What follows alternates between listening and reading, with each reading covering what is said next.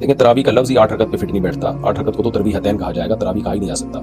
اصل میں یہ جو جمہور کا اور اہل حدیث کا اختلاف ہے نا, اس کی بیسک اختلاف یہ ہے کہ یہ ہمارے اہل حدیث حضرات کہتے ہیں کہ جی تراویح تہجد ایک ہی چیز ہے. یہیں سے سارا مسئلہ گڑبڑ ہوا ہے.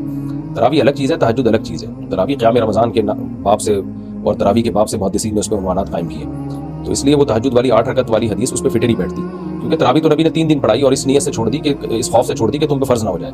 تو تہجد کی فرضیت کا تو کوئی امکان تھا ہی نہیں, اور وہ تو چھوڑ ہی نہیں, وہ تو پہلے بھی پڑھ رہے تھے بعد میں بھی پڑھ رہے تھے. تہجد آخری وقت میں ہوتی ہے, تراویح اول وقت میں ہوتی ہے.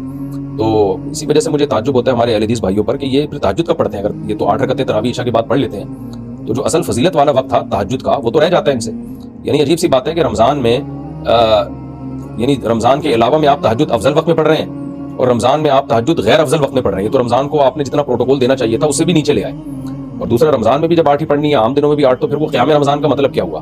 رمضان کی کیا خاصیت ہو گئی؟ بعض لوگ کہتے ہیں خاصیت یہ ہے کہ رمضان میں اس کو طول زیادہ دیا جائے گا رکعتوں کو, اور تہجد میں طول کم دیا جائے گا. تو یہ بھی حدیث کے خلاف ہے, کیونکہ جو حدیث میں آتا ہے اس بخاری کی حدیث کے نبی رمضان غیر رمضان میں 8 رکعت پڑھتے تھے, اس میں تو آتا ہے فلا تسأل عن حسنہن وطولہن. حضرت عائشہ فرماتی ہیں تو بہت لمبی ہوتی تھی وہ تو غیر رمضان میں بھی بہت لمبی ہوتی تھی.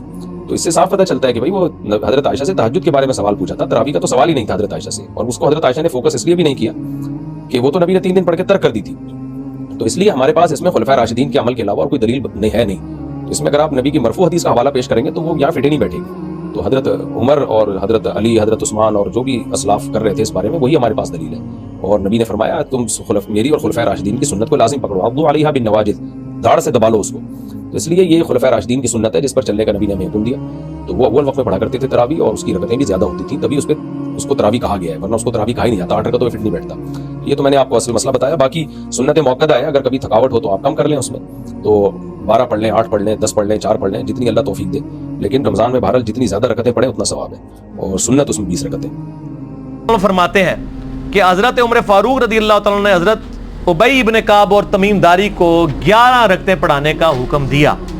مزید فرماتے ہیں کہ امام ایک رکعت میں 100 آیات تلاوت کرتا تھا, اور ہم لوگ لکڑی کے سہارے کھڑے رہتے تھے اور فجر کے قریب ہی نماز سے فارغ ہوتے تھے. قیام اللیل کا لفظ ہے, تراویح کا لفظ تو محدثین نے استعمال کیا, اصل لفظ ہے قیام اللیل, اور اس کے اوپر باب ہے قیام رمضان.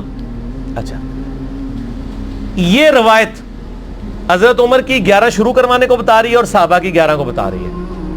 اب یہ بتائیں 20 والی روایت ہماری مین سٹریم کی کس کتاب میں ہے؟ بخاری سے لے کے ابن ماجہ تک, الموطا امام مالک بھی بیچ میں شامل کر لیں, مسند احمد بھی شامل کر لیں, لے کے ہیں وہ روایت. یہ لے کے آتے ہیں مصنف ابن ابی شیبہ سے. پہلے تو یہ مانا ہے کہ ان کی والی روایتیں کوئی نہیں بخاری مسلم میں, ہمارے پاس تو بخاری مسلم میں موجود ہیں, عائشہ کی بھی. انہی سے پوچھیں کہ امام مالک کیا 41 رکعتیں نہیں پڑھتے تھے نوافل کے طور پہ؟ ہمیں 20 سے چڑ نہیں ہے, ہم کہتے ہیں 40 پڑھے 100 پڑھے, کوئی مسئلہ نہیں, نفلی نماز ہے. آپ نے 20 فکس کیے, غلط ہے. نبی علیہ السلام کی رمضان یا غیر رمضان 11 رکعتیں ہوتی تھی.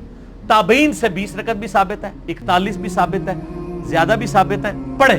ہم تو 20 کے کبھی مخالف نہیں رہے ہیں. ہم یہ کہتے ہیں, اور پھر یہ ہمیں مثال دیتے ہیں ارمین میں 20 ہوتی ہیں تو آپ بھی کریں.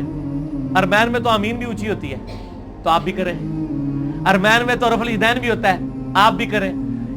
ارمین میں تو اقامت بھی گھیری ہوتی ہے, آپ بھی شروع کریں. نال ٹھوس ہو جان گے, سا ہی نہیں نکلے گا. انہوں جی دلائل دیکھنے ہیں تو تسی بھی اپنے دلائل لے آؤ نا. ارمین دی دوست کس کو لگاتے ہیں آپ؟ اور ارمین میں بھی صرف مکے مدینے میں مسجد الحرام و مسجد نبوی میں 20 ہوتی ہیں.